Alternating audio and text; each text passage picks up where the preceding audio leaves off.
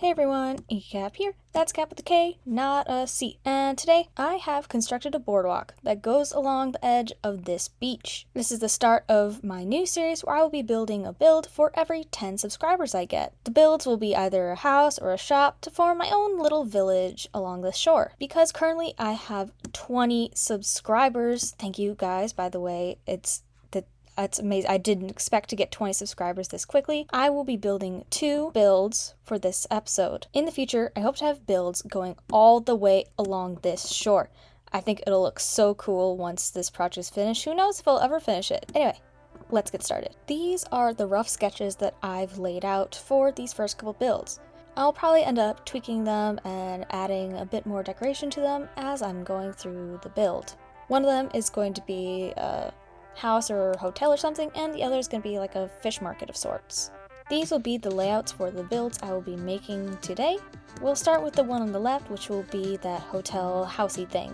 I'm going to start off this build with a base palette using smooth sandstone bone blocks and doing some of the detailing with polished tuff and the new pale oak wood. I'm going to start off by just mapping out the basic structure of this build, leaving spaces for where I'm going to want the windows and doors. I'm going to be using the sandstone, bone blocks, and quartz in a gradient, but to start out, I'm just going to use the sandstone and then see where the gradient will go once I get the basic structure down. This video is going to basically outline the process I have when I'm going to be making a build. I like to have somewhat of a plan ahead of time, but generally I'm kind of just building as I go and letting the build kind of tell me what it wants to do, which sounds weird and very artsy. And yes, it's very artsy. I'm so artsy. But with creative things, it just usually feels better, for me at least, to kind of just see where things go. Kind of like Bob Ross, Happy Accidents, and all that. I feel like I'll end up making something better if I kind of just find out how I see it in the space, instead of just assuming I know how exactly it's going to look.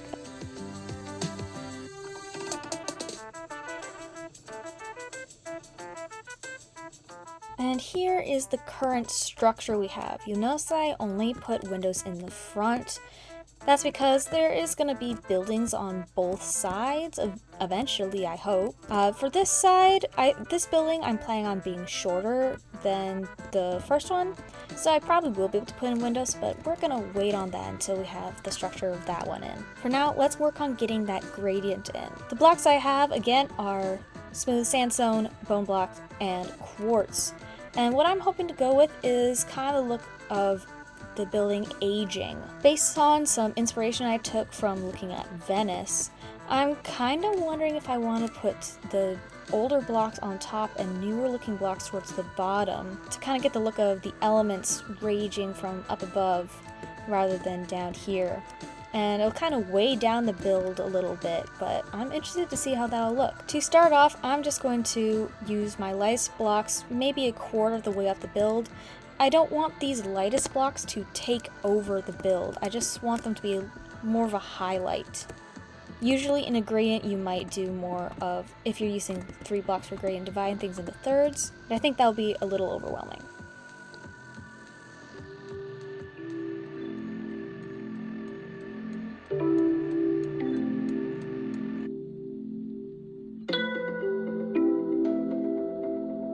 To build this gradient, I'm starting with a row of a couple blocks at the bottom, and then I'm going to start building off of that with layers of 3 and 4 blocks, and then some of these quartz just floating independently of everything else to kind of get that like fade in effect. As you move back, you kind of see it a little better, or it looks more like it's blending in rather than just being super chunky bands.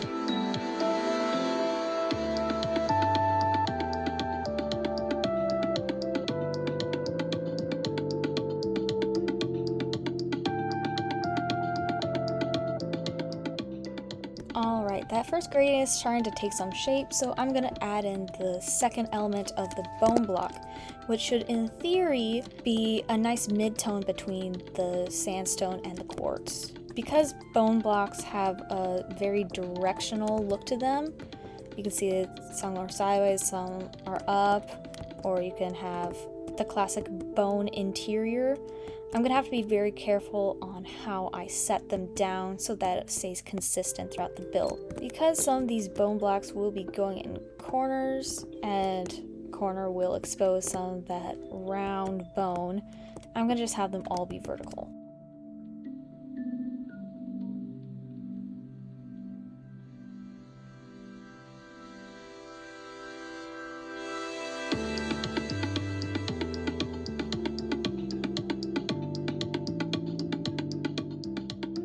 Okay, this gradient is looking a little awkward, but for now I'm just going to trust the process and move on to some of the decorating to see if that'll kind of pull it all together a bit more.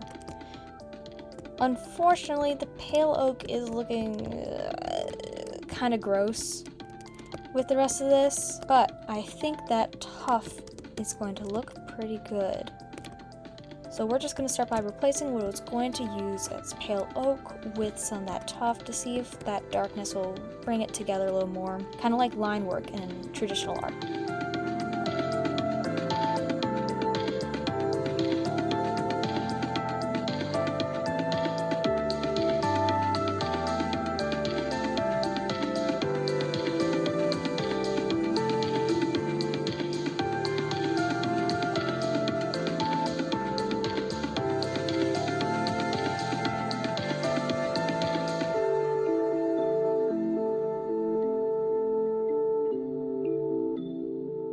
It's looking a little plain, but I think it's starting to come together. Definitely starting to blend together a bit more. Since I'm no longer using the pale oak, I'm gonna try to use more of the regular oak, which I was already planning on using, but maybe using a bit more of it will add a bit more flair to this.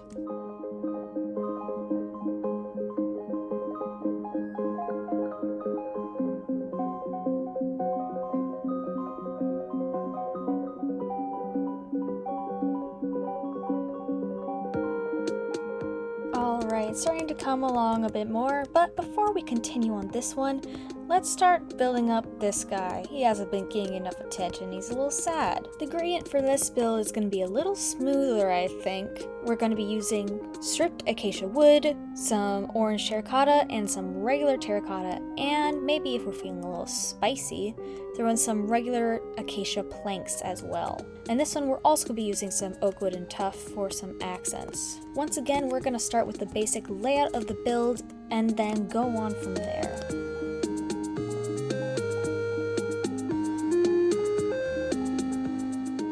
Once again, we're going to be starting with our base block, in this case the regular terracotta, and then we'll be adding in our other colors after we build this base. And there we go, we have our layout for our second build. And now we're going to move on to our orange terracotta and kind of build down from the middle-ish, bottom-ish of this build, and we'll add in the stripped wood last.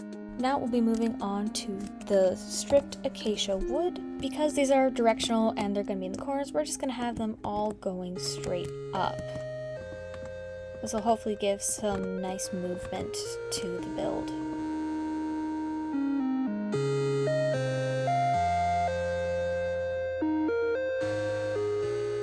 Now, once again, we're going to start blending this out into the build.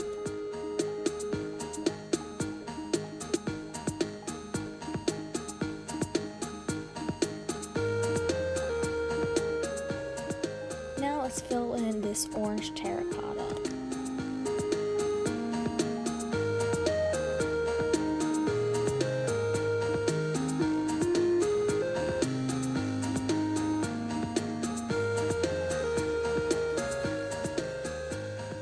There we have our gradient, but let's try throwing in some of those acacia planks to see how those look.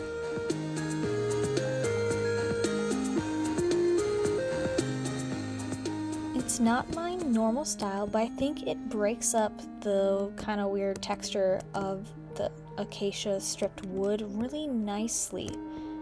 Yeah, I like how that's looking. Alright, let's start adding some of that decoration.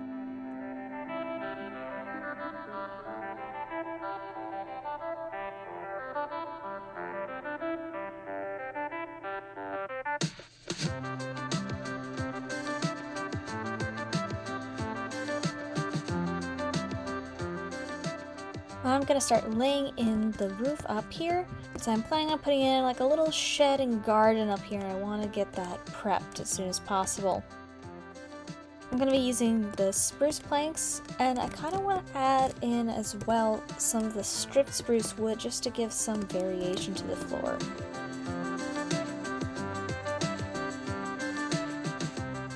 That gives some really nice dimension and texture to the floor, and oddly enough it makes it feel kind of 3D in the wood areas, which is a pretty cool optical illusion. Let's make this shed using some of the same blocks we used for the rest of the build.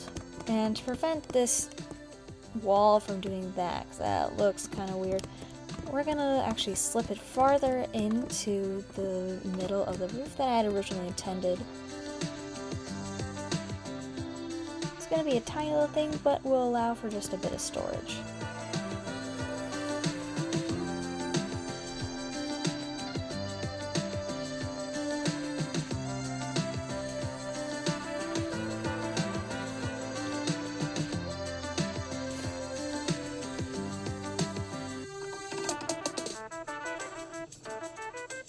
Because we already have an idea of what the floor will look like on this one, we're going to move to inside this one first before we go back to that other one.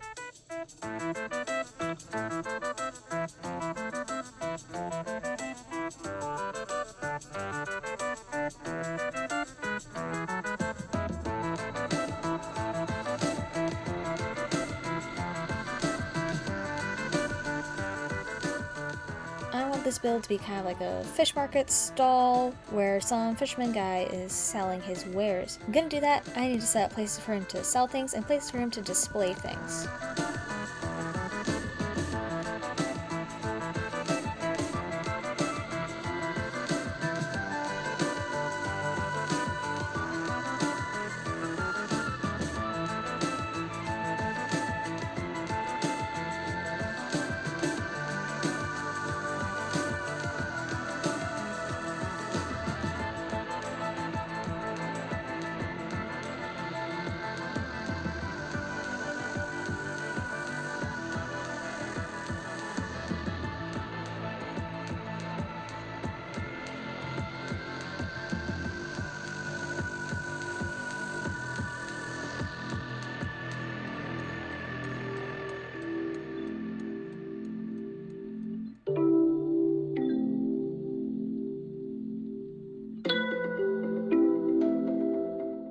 Here we have a nice little shop to sell your fish in. We even got a little cash register in the back. Look at that. It looks like a cash register. Upstairs, I think, is where our little shopkeeper would sleep and live out his wonderful days. But I don't think you can have a fish shop without actual fish. And I think this is the perfect place for them.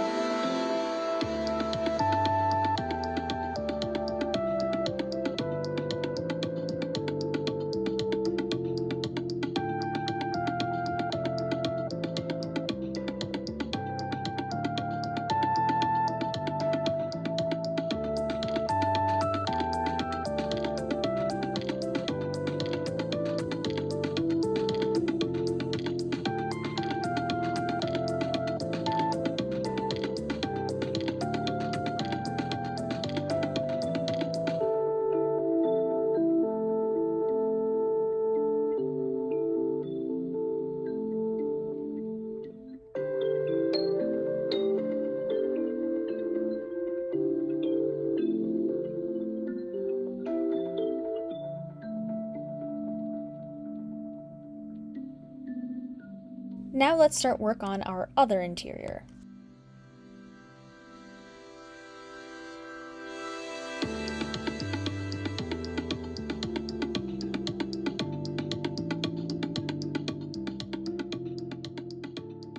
The intention was for this to be a residential build, and I think this is going to be somewhat fancy, maybe an older building, Victorian style.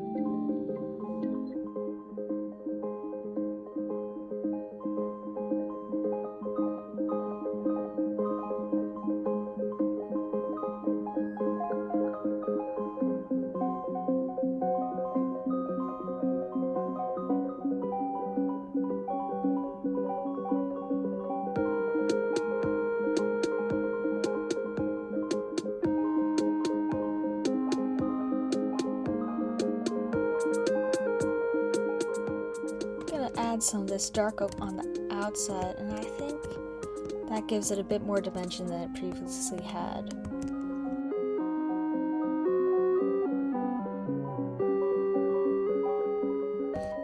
Now let's start to spruce up the outside a little bit more.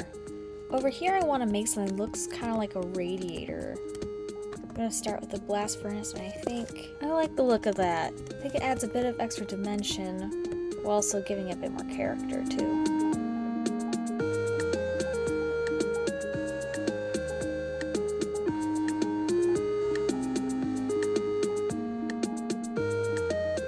Up here is looking a little empty, so let's try adding lightning rods up here. You know what? I actually really like that. It looks kind of like some kind of deco trim design on it. I think that's exactly what it needed. Let's just add a lamppost to complete the image. Now that we're done, let's do some reveals.